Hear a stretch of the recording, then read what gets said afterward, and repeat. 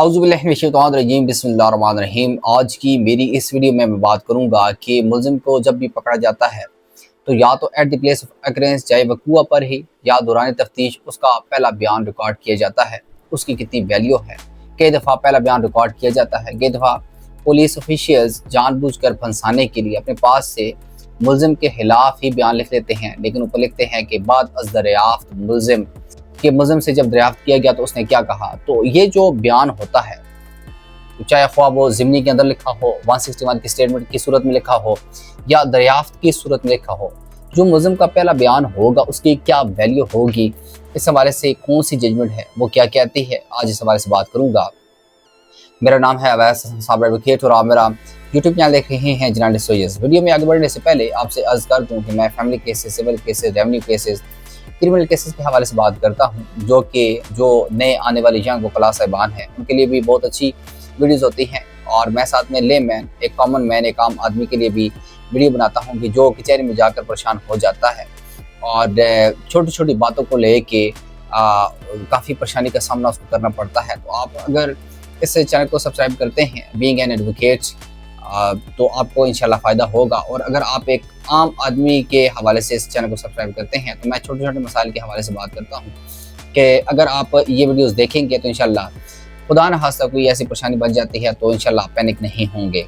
और अगर आपकी परेशानी नहीं बनती, ना बने, अल्लाह पाक आपको परेशान ना करे, कोई परेशानी ना लेके आए, लेकिन कोई दोस्त यार मशवरा लेता है तो आप उसको अच्छा मशवरा दे सकते हैं।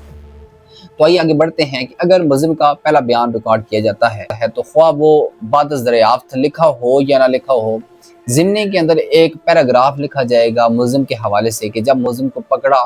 तो जब उससे तफ्तीश की तो उसने ये कहा, या उससे दरियाफ्त किया तो उसने ये कहा। तो जो अथॉरिटी आपको बताऊंगा मैं एंड पे, उसके मुताबिक जो मुल्ज़िम का पहला बयान होता है, ख्वाह वो ज़िम्नी में लिखा हुआ है या 161 की स्टेटमेंट की सूरत में लिखा हुआ है, उसको 161 की स्टेटमेंट का दर्जा हासिल होगा। वैसे तो आपको पता है कि पुलिस की जो ज़िम्मियाँ होती हैं वो आप ना तो ले सकते हैं लीगली तौर पर, ना तो उनको दौरान ट्रायल आप इस्तेमाल कर सकते हैं, ना उन पर सवाल कर सकते हैं, ना जो ज़िम्नी होती है आप उसको एग्जिबिट करवा सकते हैं, ना कोर्ट के सामने शो कर सकते हैं, ना वो आप किसी अपील के दौरान ज़िम्नी का कोई पर्क लगा सकते हैं। वो कुछ एक्सेप्शनल केसेस होते हैं, मैं इंशाल्लाह वो बताऊँगा कि वो कैसे आप जो है वो पूछ सकते हैं, ये कन्फर्म करवा सकते हैं, वो इंशाल्लाह किसी अलग वीडियो में आपको बताएंगे। लेकिन इस जजमेंट में स्पेसिफिकली ये लिखा हुआ है कि जो मुल्ज़िम का बयान होगा ज़िम्नी के अंदर, आप उस हवाले से पूछ भी सकते हैं, उसकी स्टेटमेंट ले भी सकते हैं, क्योंकि उसको 161 का दर्जा हासिल है। और QSO का आर्टिकल 38 इस चीज़ को बार नहीं करता, या ये जो स्टेटमेंट होती है ये QSO के आर्टिकल 38 के अंडर नहीं आती। जजमेंट आपके सामने शेयर करने जा रहा हूँ 2020 PLD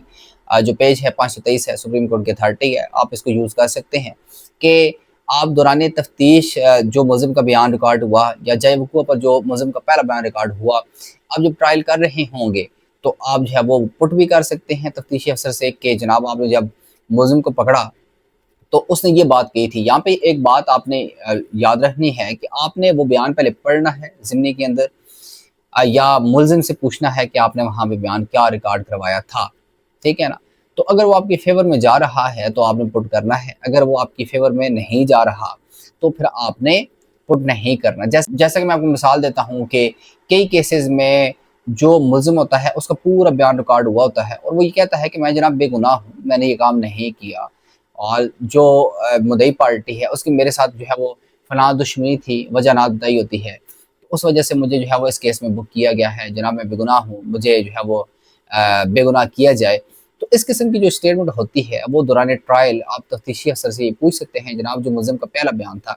ये था, वो कहते हैं जी बिल्कुल यही था। तो आपने वो जो हूबहू वर्डिंग है वो अपने ट्रायल के दौरान लिखवानी है, इंशाल्लाह वो आपको फ़ायदा भी देगी। अगर एक्चुअल मुल्ज़िम होगा तो जब भी उसको पुलिस पकड़ती जाएगी तो वो परेशान हो जाएगा, उसने वही बात बतानी है जो सच है। वो सिचुएशन ही ऐसी होती है कि मुल्ज़िम एक्चुअल में है या एक बेगुनाह बंदे को